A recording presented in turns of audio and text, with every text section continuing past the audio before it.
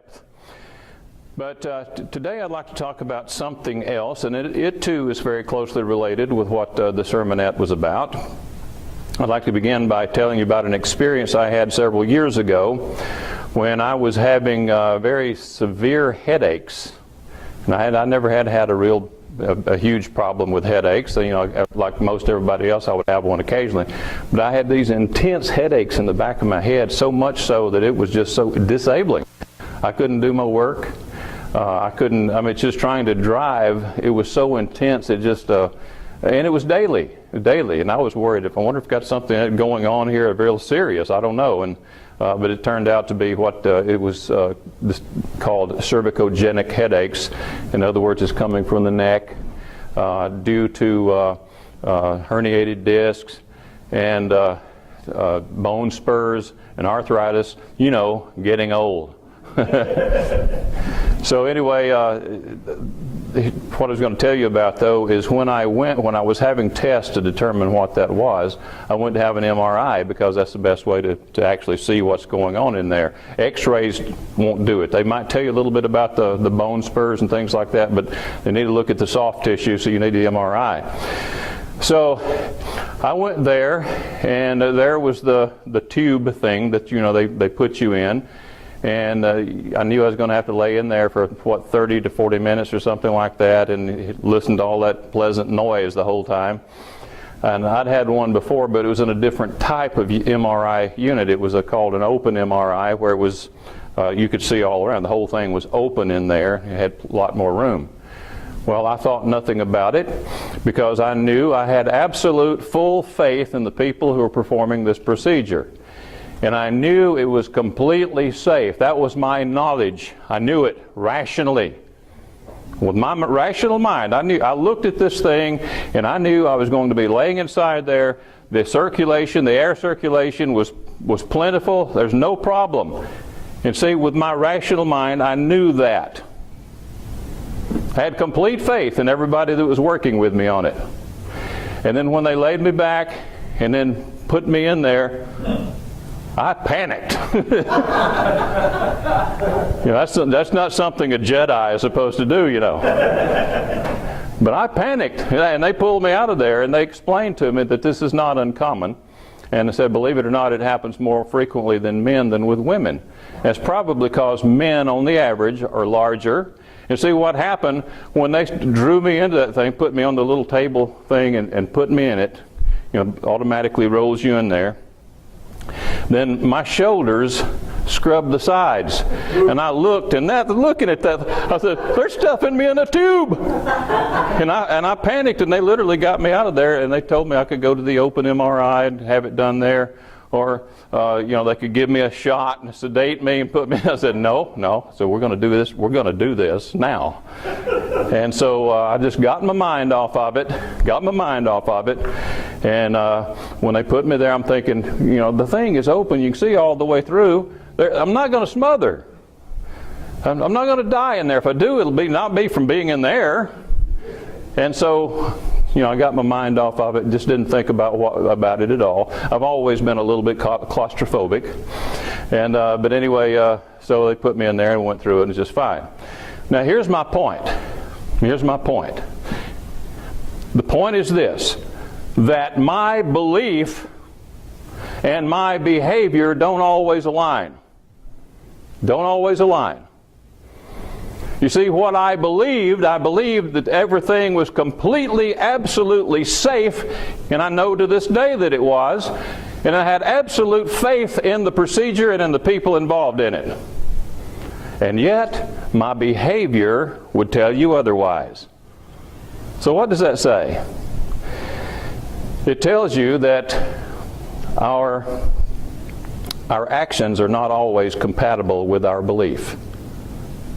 And that's a fact. Our actions are not always compatible with our belief. And we would do well to analyze that, to think about it, and understand why our actions are not always compatible with our faith.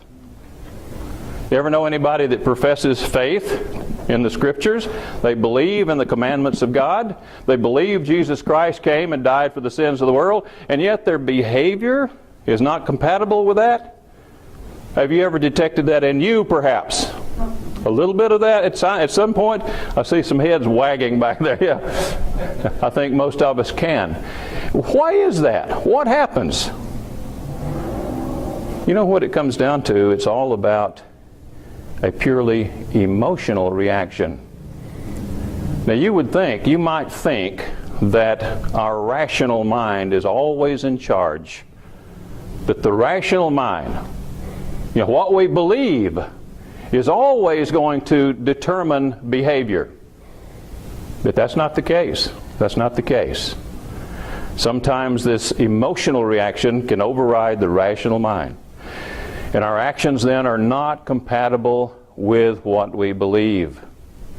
That's why you have Christians who commit sins. And that's something we need to analyze. We need to think about that. Because once we get our minds around that, and every time we do begin to get into a situation where emotion is overriding the rational mind, and we're thinking about acting in a way that is incompatible with belief, then perhaps we can begin to do something about it rather than find a way of justifying it. Nobody here has ever found a way of justifying anything, have they? Oh, that's good. I'm glad none of you have. Yeah. Well, I'd like to give you a couple of biblical examples about this phenomenon. It's not only do we experience it, but the people of God in times past have experienced it as well. Turn over to Hebrews 11 first of all. Let's take a look at Hebrews the 11th chapter. This is known as the faith chapter. I want to look at one verse and then go to the original verse that this is taken from, that this is referring back to. Hebrews chapter 11 and verse 8 says, "By faith Abraham obeyed when he was called to go out to the place which he would receive as an inheritance. And he went out not knowing where he was going." So here the writer of Hebrews tells us that Abraham, when God says in Genesis 12, "Go out to this land that I'm going to show you, and I'm going to give it to you as an inheritance," and he tells him he's going to have seed, that is children, offspring, even though he's moving on past the age for that. He said, "Nevertheless, your seed will inherit this land and grow great in the land." And it goes on to say, "And in you all the families of the earth will be blessed." Well, let's go back at Genesis 12 and take a look at that. And let's see what what was actually promised and what Abraham did. You see the promise there. It's in the first few verses. He says in verse 3, "I will bless those who bless you, and I will curse him who curses you, and in you shall all the names of the families of the earth be blessed." Now, we're told by the writer of Hebrews that Abraham believed God's promise. And that's why he up and left and went to the land, not knowing for sure exactly where it was when he was going. But because God told him to go, he went. That shows faith. He believed in God. He believed in the promise. Down in verse 7, it tells us more about this promise. "Then the Lord appeared to Abram and said, 'To your descendants I will give this land.'" This is after they arrived in Canaan. "I will give this land." And there he built an altar to the Lord who appeared to him. And so you see the promise here, and it was known by Abraham from this point, from the very beginning, that he was going to a land, that he was going to be a father of a great nation there, that his descendants were large in the land. Okay? Was it a question in Abraham's mind? According to the writer of Hebrews, I get the impression that Abraham believed it from the very outset. That's why he went. So at this point, his faith is completely compatible. I should say his actions are completely compatible with his faith. He believed God. And so he acted accordingly. But I want you to look at something that happens here in verse 10. Keeping in mind that God has said, "I'm going to make you the father of a great nation in this land." You know, that means that Abraham is going to have to be alive. He's going to have children in order to be a father, in order to have descendants. And yet look at what Abraham does In this instance, in verse 10, now there was a famine in the land, and Abram went down to Egypt to dwell there, for the famine was severe in the land. And it came to pass that when he was close to entering Egypt, that he said to Sarai, his wife, indeed I know that you are a woman of beautiful countenance. Therefore it will happen when the Egyptians see you, that they will say, this is his wife, and they will kill me, and they will let you live. Now, hold on a minute here. This is the father of the faithful. This is the father of the faithful. This is this example of faith that's held up for us. And here he is worried about dying in Egypt when he doesn't have any descendants yet. So, what do we see here? I would say that here you have an action that's incompatible with faith. And it's based on what? Emotion. Based on fear. He fears death. And this was something, an arrangement that was made from the very beginning when they went off to begin with. He told Sarai, who's later her name was changed to Sarah, to tell people this. And you know, it was partly true. It was true. She was his sister. They had the same father.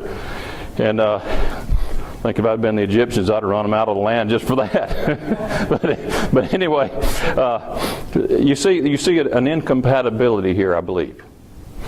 But there's something else. There's more to it than that. Let's go on to, again, back in the book of Hebrews. Well, while you're in Genesis, let's just stay here in Genesis, and let's move on over to Genesis 15. Genesis 15. And this is where it's very clear that God made the covenant with Abraham. You will recall, we won't turn there, but you will recall that in Romans, the 4th chapter, the Apostle Paul refers back to this, says Abraham believed God and it was accounted to him for righteousness. And he's using that to show that Abraham was justified on the basis of faith, not works, but on the basis of faith before he was circumcised. And he says this shows that God works with the Gentiles and with the Jews as well. So here we read about that, the covenant that God made, once again reiterating the promises and expanding them perhaps in chapter 15. It says, and let's just take up the account there in verse 4 to skip on down to the main point. It says, and behold, the word of the Lord came to him, saying, this one shall not be your heir, talking about Eliezer of Damascus. He thought that he would be his heir, since he was a servant in his household and so on. He didn't have an heir. He didn't have a son. So he was thinking, well, maybe that's God's will to make this man my heir. And God said, nope, that's not what we're going to do. He says, this one shall not be your heir, but one who will come from your own body shall be your heir. He's got your DNA. This person is going to have your DNA. He's going to be your son. Then he brought him outside and said, look now toward heaven and count the stars, if you're able to number them. And he said to him, so shall your descendants be. So Abraham, you're going to have a bunch of descendants, and they're coming from you. They're not going to be adopted. Your son will not be adopted. Is it clear now what the promise is? At this point it is clear. And this is the next verse, is the verse that Paul uses in Romans 4 to illustrate that Abraham was justified by faith even before he was circumcised. In verse 6 says, and he believed in the Lord, and he accounted it to him for righteousness. So Abraham was declared righteous on the basis of faith. He was a man of faith. God had given him the promise. And you know what he did? After getting this promise, and after it says he believed God and he accounted it to him for righteousness, well, move on over to chapter 20. Chapter 20. In verse 1, and Abraham journeyed from there to the south and dwelt between Kadesh and Shur and stayed in Gerar. Now Abraham said to Sarah his wife, she is my sister. There we go again. And Abimelech, king of Gerar, sent and took Sarah. But you know, God intervened, and then he prevented anything from happening. But it's happened again. Once again, he's worried. He's fearful. that he might be killed if they know this is his wife. So they can take her. Some king or Abimelech or whomever could take her. But it works out okay. But he goes on to say, verse 12, but indeed she truly is my sister. She is the daughter of my father, but not the daughter of my mother. And she became my wife. And it came to pass when God caused me to wander from my father's house, that I said to her, this is your kindness that you should do for me. In every place, wherever we go, say to say of me, he is my brother. So, from the very outset, here the father of the faithful, this man of faith, this is pristine example of faith in the New Testament, we see that his actions were not always completely compatible with his faith. And why is that?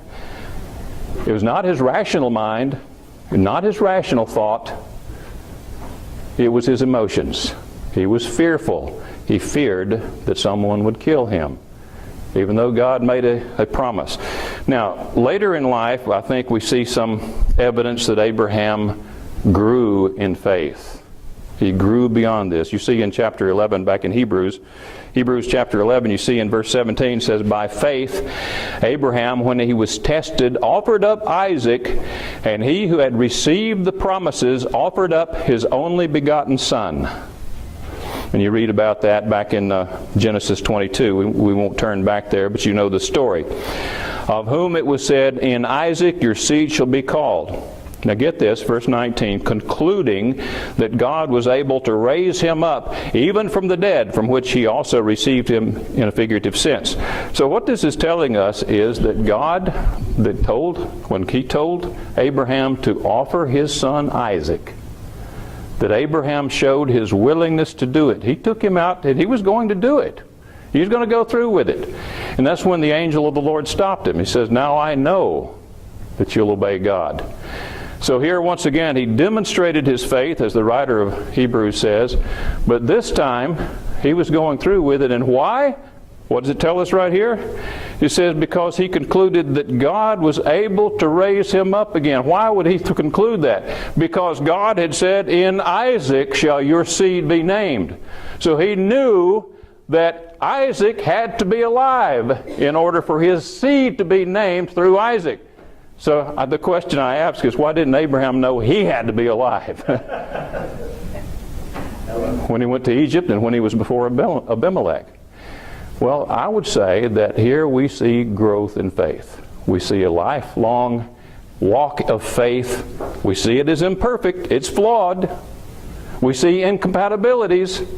And yet now we see some growth, don't we? I believe we do. I believe that's part of the message here. So that's Abraham's example. Now let's go to the New Testament. And we find a story that's told in Matthew 14, Mark 6, and John 9, but only Matthew's account tells of what I'm going to focus on here. So if you want to be turning to Matthew 14, I'll just summarize the story and then we'll get to the main point. In Matthew chapter 14, after Jesus heard of the death of John the Baptist, he went by way of boat to a deserted place by himself.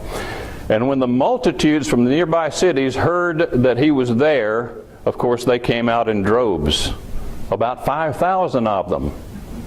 And they, of course, the reason they came out is they'd heard of his fame. They'd heard of all the works that he had done, all the healings, the casting out of demons, the wonderful miracles, perhaps the resurrections that he had done, the raising of the dead. And so they came out, and they brought their sick with them, and of course he healed them. And not only did he heal them, but he fed them. But he only had a few loaves, had about 5 loaves and 2 fish. That's 5,000 people. 5,000 people. He's got 5 loaves and 2 fish. And he fed them all. And when they were finished, they took up the leftovers and had 12 baskets. I would say that's quite a miracle. Quite a miracle. So the healing was not the only miracle that took place that day. Well, later in the evening, Jesus wanted to be alone, so he told his disciples to get in the boat and go before him to the other side of the sea. It's a large body of water there, and he would join them later. And he went into the mountain that was nearby to pray. Well, meanwhile, when the disciples were out there about the middle of the sea, a storm blew up, and of course they were afraid. If you're out in the middle of a big body of water and a storm blows up and you're being tossed about by the waves, that's the time to be afraid. So they were fearful. But what they saw next really scared the daylights out of them. They could see in the distance that there was someone out there, and he wasn't swimming. He was walking, walking on water. And what did they say? It's a ghost! Scared them to death. And then until they heard that very familiar voice saying, "Do not fear, it is I." So they realized it was not a ghost, but it was, he said, "Be of good cheer, it is I, do not be afraid." It was Jesus. So let's take up the account with that backdrop. Let's take up the account in Matthew 14 and verse 28. And this part, what Simon Peter did next, is only recorded in Matthew. It's not in the other Gospels. It says, "And Peter answered him and said, Lord, if it is you, command me to come to you on the water." Only he would think of that. I don't think any of the other disciples would have thought of that, but knowing, and when you get kind of familiar with Simon Peter as you read through the Gospels, I think, yeah, that sounds like him. Sounds like something he would say. So he said, "Come." And when Peter had come down out of the boat, he walked on the water to go to Jesus. He walked on water. Can you imagine what kind of experience that would be? If you stepped out of a boat, of course Jesus was there, wouldn't want to do it without him. He's there and he says, "Walk, do it, come on." And you step out and you start walking on water just like I'm walking on this.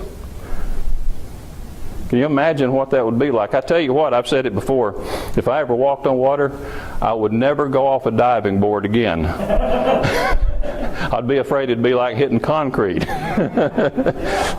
But he actually started walking on water as he was moving toward Jesus. But when he saw that the wind was boisterous, he was afraid. There's that old emotion again, isn't it? Now, his rational mind told him, this is the man that I have seen raise the dead. I have seen him perform one marvelous miracle after another, cast out demons, heal all kinds of diseases, command the storms and they stop. And now here he is walking on water. So his rational mind, his mind of faith, tells him, well, if he says I can do it, I can. That is rational, isn't it? You know, there's no contradiction between the rational mind and faith. Reason and faith, they go hand in hand, really.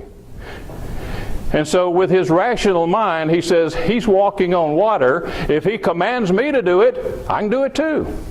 And he did. And he did. He was walking on water until he got to focusing on the boisterous wind and all that was going on around him. And at that point, he allowed his emotion, his fear, to override the rational mind, to override his faith. And what happened? Well, let's read it. And when he saw the wind was boisterous, he was afraid, and beginning to sink, he cried out, saying, Lord, save me. And immediately Jesus stretched out his hand and caught him and said to him, O you of little faith, why do you doubt? And of course, the lesson is there. He wants him to think about why he doubts. It's because he's reacting emotionally to his surroundings and not using the rational mind which tells him this is the Son of God. If he tells me to walk on water, I can walk on water. So once again, we see the same thing as we saw in Abraham's example. We see Peter's reaction here is not compatible with faith. The faith he had. If you just read a couple of chapters over, it's very clear, and to read through the whole gospel, it's very clear that even though these men had flaws, Peter and the others, they very clearly were men of faith. The reason they followed Jesus is because they knew this was the Messiah. In fact, in chapter 16, when Jesus says, "Who do you say that I am?" it was Peter who said, "You are the Christ, the Son of the living God." And he said, "Flesh and blood has not revealed this to you, but my Father in heaven." Peter was a man of faith, as Abraham was. And yet, you see here an action that is incompatible, to some extent, with his faith. And where does it stem from? Emotion. Emotion. It can override faith at times. It can override the rational thought and what your rational mind would tell you you should do and what you should think. Also in Galatians 2, I'd like to, speaking of Simon Peter, look at Galatians 2, and this is many years later. This is after his conversion, after the Holy Spirit had come, after the apostolic ministry was well underway, after Peter had seen many thousands come to conversion and receive the Holy Spirit. Here we find him, and remember, it was Peter who was Cornelius. Remember that? In Acts chapter 10, Peter was sent to Cornelius and went into the home and sat down with this uncircumcised man, and that was forbidden according to Jewish tradition. But God had shown him not to call any man common or unclean. God poured out the Holy Spirit upon Cornelius and his household on that occasion, showing Peter and the other Jewish converts with him that he was now working, God was working with these people, though they were not Jews. They were uncircumcised. And don't call them unclean. And when he came back to Jerusalem, the Jewish converts there said, "We hear you went into a Gentile's house. Is this true?" He said, "Yes." And he explained why, and then they rejoiced. So Peter knows. He knows what God is doing. God sent him to Cornelius. And yet, here we see in Galatians, the 2nd chapter, Paul says in verse 11, "Now when Peter had come to Antioch, I withstood him to his face because he was to be blamed. For before certain men came from James, he would eat with the Gentiles. But when they came, he withdrew and separated himself." Why? "Fearing those who were of the circumcision." And the rest of the Jews who played the hypocrite with him also played the hypocrite with him, so that even Barnabas was carried away with their hypocrisy. So Paul uses some very strong language here in talking about what Peter did. Peter knew better. So once again, you see his action in this case was not compatible with his faith. I mean, God had revealed directly to him that these were not to be called common or unclean, so he should have stood his ground and resisted any opposition who wanted to tell him otherwise. What did he do? He cowered. He acted in fear, and his action was therefore incompatible with his faith. So we see that this does happen even to the people of God. Even in the Bible, we see this does happen. So if you find it happening in your life, don't, you're in good company. You're in good company. But there is some important lessons here. It tells us that emotion can lead us to override what we know to be true in our actions. And fear is not the only emotion that can override our rational mind and lead us away from living in faith. There's also other things, the desire for power. Desire for power, desire for recognition, for fame, desire for money. Well, that's really another way of saying desire for power. Also jealousy, lust, greed, anger, all of those things. Those are powerful emotions. We all have them. But you know what? Those are also at the same time, those are good emotions. God gave us those, and the point is we can use them, not let them use us. We control them, not allow them to control us. And really what it comes down to, that's what living in faith, walking in faith is all about. And if you want to grow in faith, and strengthen the relationship with God, as Ken was talking about, you know how you do it? To grow your faith, be faithful. That's it. I don't have this secret formula I'm going to reveal to you today and tell you something you've never heard before or don't know. I'm going to tell you something you do know, and that is, if you want to grow your faith, be faithful.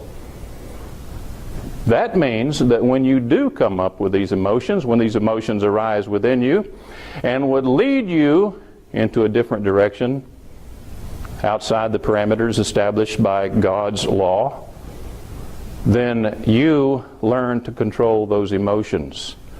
You say no to the temptation to cave in to, say, fear or lust or whatever it may be.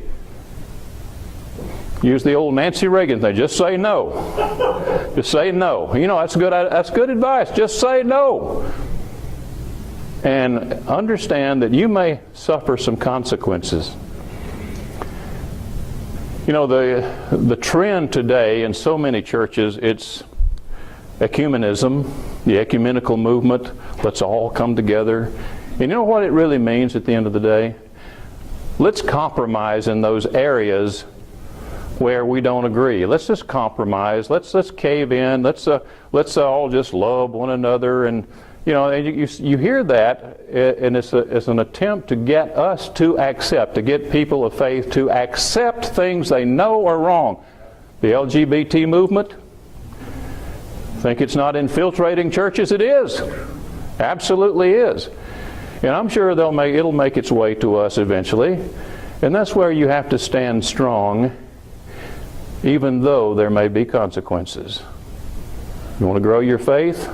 Hey, you don't have to go out looking for trouble. It'll find you. It'll find you. You don't have to go out and say, I'm going to set up a situation now where I can exercise my faith and I can test my faith. Oh no, you don't have to do that. We already have a ready-made gym called the world, where we have an exercise program in place, and we get regular workouts, in fact, on a daily basis, if you just get out and function in the world. So you don't have to go out and create some new situation to where you can, I'm going to try my faith, I'm going to put myself to the test. No. Don't do that. You're just adding a burden that you don't need. You're already being put to the test, and the test will come in greater number along the way. You don't have to ask for it. And it reminds me of what we're told in Revelation 2 and 3. I'd like to go over there and spend a few minutes and close with this. Revelation chapter 2 and 3. These are the letters to the 7 churches.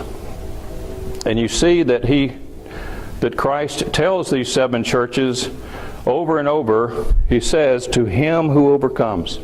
To him who overcomes. What does that mean? For example, when he says to the church in Ephesus, he says in verse 7, the latter part of verse 7, to him who overcomes, I will give to eat from the tree of life which is in the midst of the paradise of God. And then and to the church in Smyrna, he says, the latter part of verse 11, he who overcomes shall not be hurt by the second death.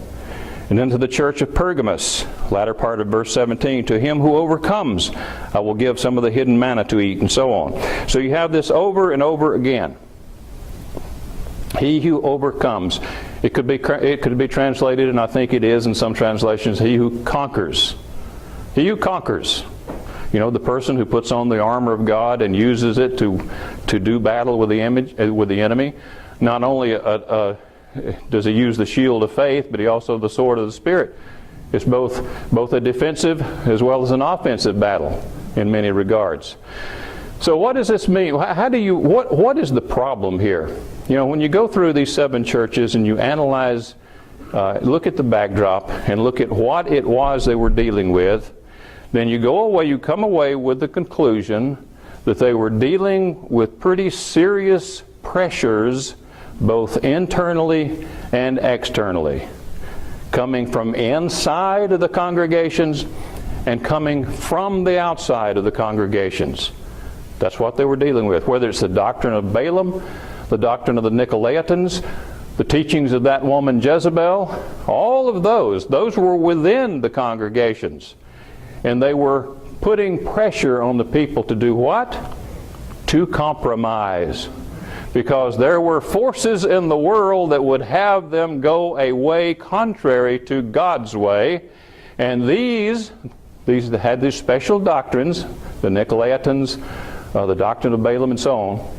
They were showing the people how they could compromise and claiming they could still have God's blessings. And see, this is what these 7 letters are about. He's telling them, no, you can't. You cannot compromise. He who overcomes, he who resists the pressure, is the one who will receive the blessings. You have the church in Ephesus there. It says they've lost their first love. You say, well, they're just lethargic. That's not really, what kind of pressure is that? They've just lethargy. You know, that is an emotion. And it can be one of the most difficult to deal with. When you're just worn out, you've beaten down, and you're tired.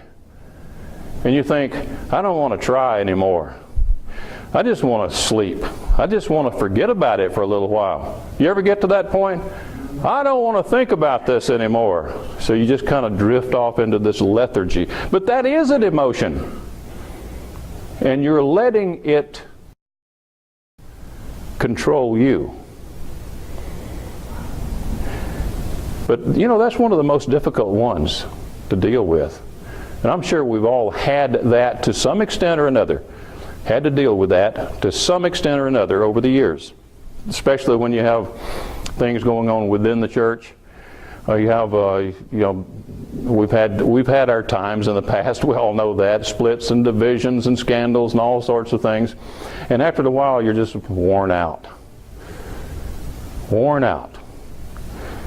Well, that's the time to realize that your faith is being tested. Then you have all these other things, external pressures. You have those who say they're Jews but are not, the synagogue of Satan. That was an external pressure, probably working within and without. But in any case, you have all these pressures coming to be borne upon these Christians in the 7 churches in Revelation 2 and 3. And the message is, to him who overcomes, to him who overcomes, to him who resists the pressures, that's the one who will receive the blessings.